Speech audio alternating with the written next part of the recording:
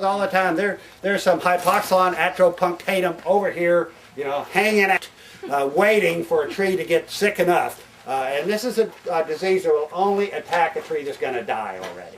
And so trees that the heat and drought are killing, Hypoxylon is being blamed for it because that's the next thing that people see on a tree.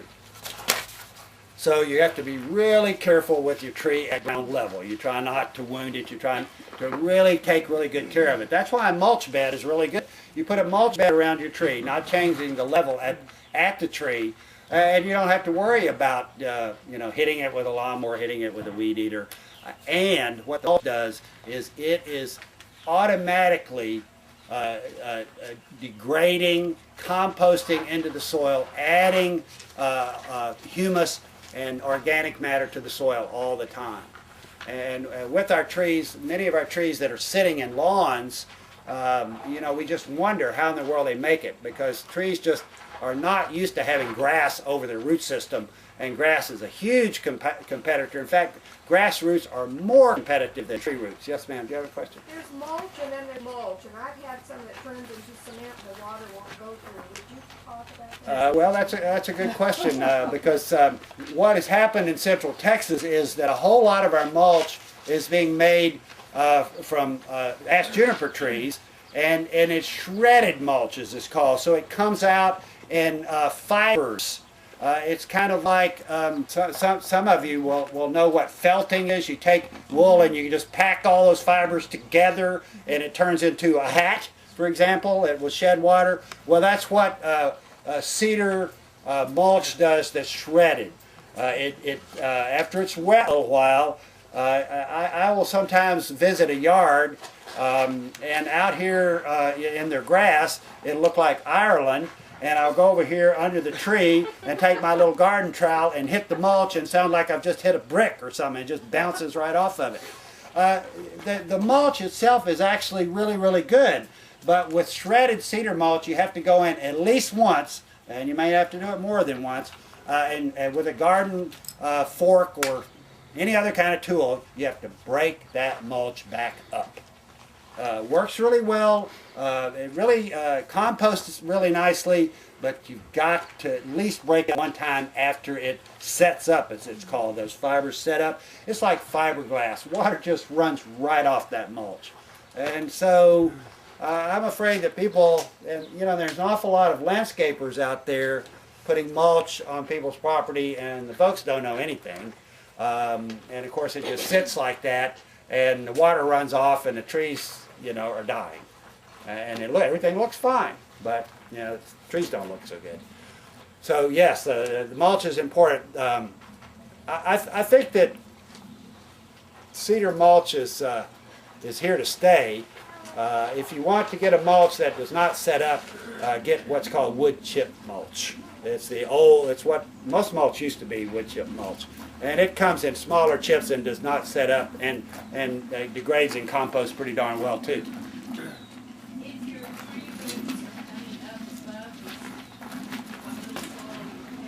Yeah, surface roots, those are called. Yeah, it's much better to cover those with something and get the grass to grow over them, or just cover them with mulch and leave them covered.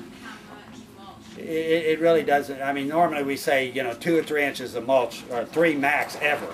And then you have to replenish it because it goes away.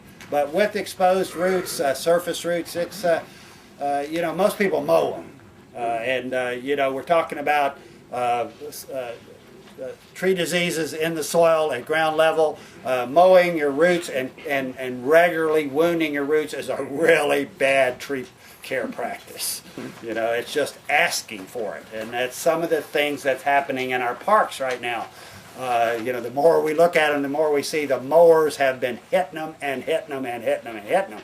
And these are, professional mowers, folks that, are supposed to know what they're doing. Okay. Yes, sir. What about this hardwood mulch they sell here? Is that good? Well, I listen. What I say is that almost anything works great for mulch if it's dead plant matter.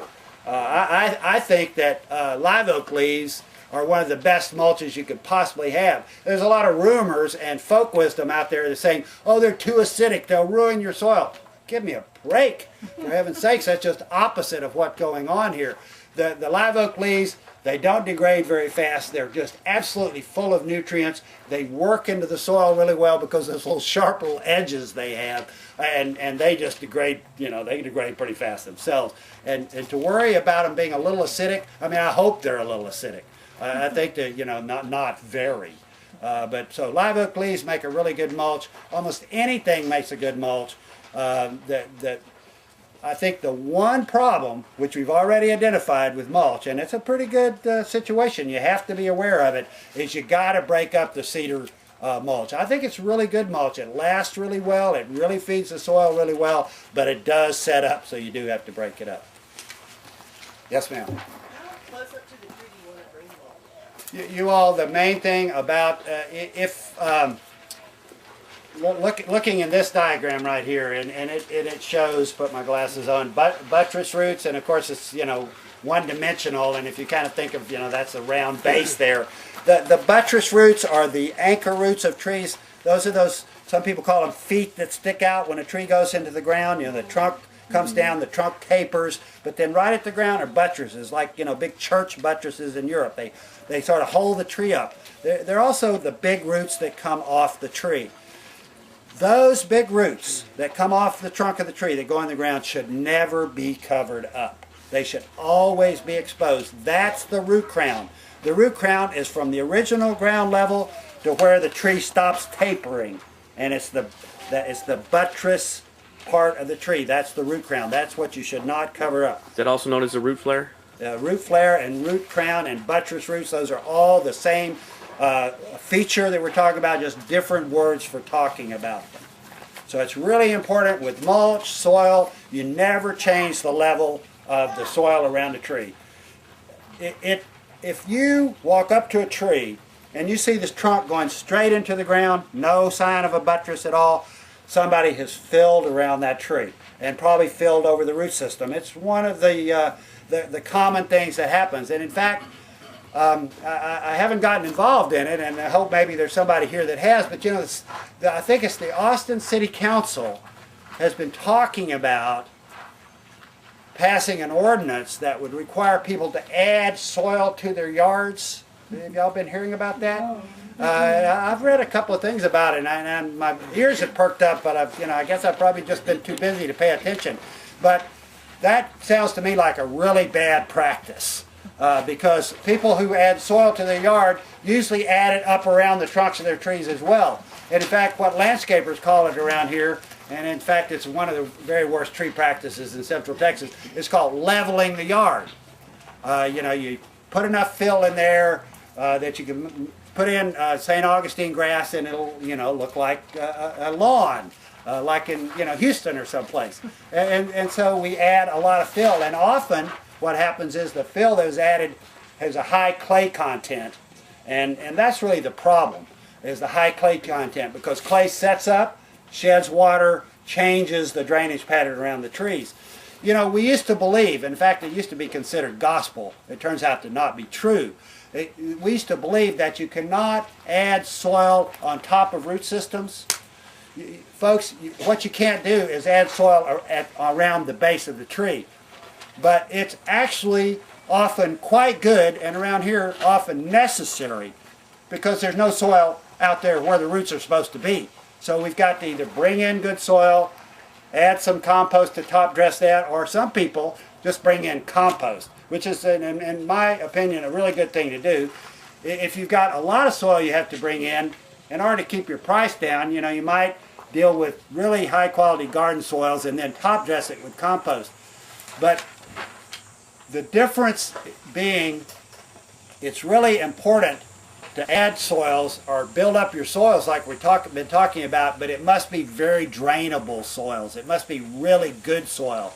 So the adding soil over a root system is not bad. It's often good, and you can add several inches of soil over a root system. Everybody's situation is different, so I'm not just saying go out and do it. Think about it before you do it. But it's